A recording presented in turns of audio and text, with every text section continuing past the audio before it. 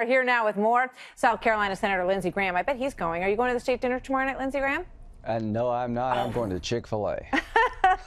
All right. So, Macron ran as a globalist, and he Right. and President Trump had that sort of, arm wrestle handshake in the beginning. I remember President Obama called him with this warm phone call, welcoming him to the, global leadership. So now he's sounding in many ways a lot more like President Trump, and it seems like they got along great. What happened? The reality of the world. I think President Macron knows if you leave Syria too soon, ISIS will come back. He understands that we need troops in Afghanistan to protect us against another 9/11. I disagree with the President of France on the Iran deal. President Trump is right. It's a weak, bad deal that ensures a nuclear arms race, but he's been a good ally. Michelin is in South Carolina. We love the French. And I think the reality of being president of a major nation during tough times has changed everybody a bit. Interesting interview over the weekend with the foreign minister of Iran, Zarif. Let's play that. I want to get your thoughts on it, Senator. Okay. Those options are ready, including options that would involve resuming at a much greater speed our nuclear activities, and those are all envisaged within the deal, and those options are ready to be implemented. So pull out of the deal, and we will, fire up those all of the engines of our nuclear weapons facilities. Right. Well, President Trump, I believe, will pull out of the deal unless it's made better. What's bad about the deal? In 15 years, the deal collapses when it comes to monitoring the Iranian nuclear program. They can enrich and reprocess without any limitation 15 years from now. The Arabs assumed that the Iranians would get a nuclear weapon. They took the $150 billion that they're going to get from sanctions relief, build up their military. They dismembered Syria, now in Yemen. They're trying to make Israel's life holy hell. The guy you just heard is not a moderate. Their Iranians are all over Syria and Lebanon pointing rockets at Israel. So I hope President Trump will withdraw from this deal unless it's made better.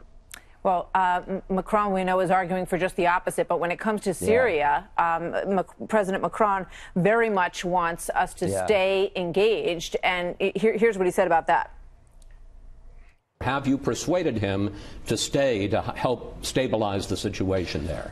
If we leave, definitely and totally, even from a political point of view, we will leave the floor to the Iranian regime, the US, France, our allies, all the countries of the region, even Russia and Turkey will have a very important role to play in order to create this new Syria and ensure Syrian people to decide for the future.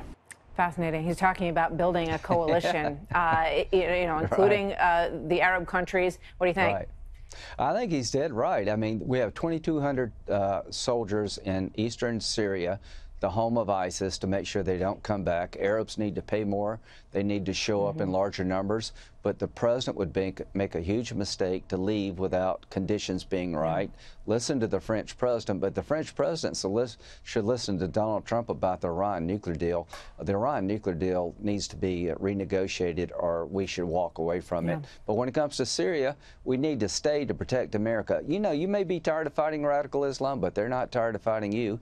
I'd rather fight them in their backyard than ours, and that's your choices. He made a very interesting statement about the French economy and the protests that happen in the streets there. They have enormous entitlements in France, way more than we do, even, if that's possible. And he said, would you ever back out about your tough stance about changing these entitlement programs? And watch this.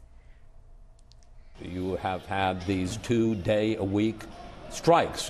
One demonstration, 200,000 people took to the street. Any chance that you will back down?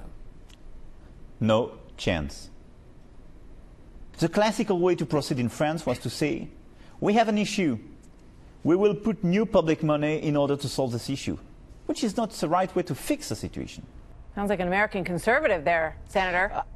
If you live long enough, anything's possible. Here's my advice to every American politician.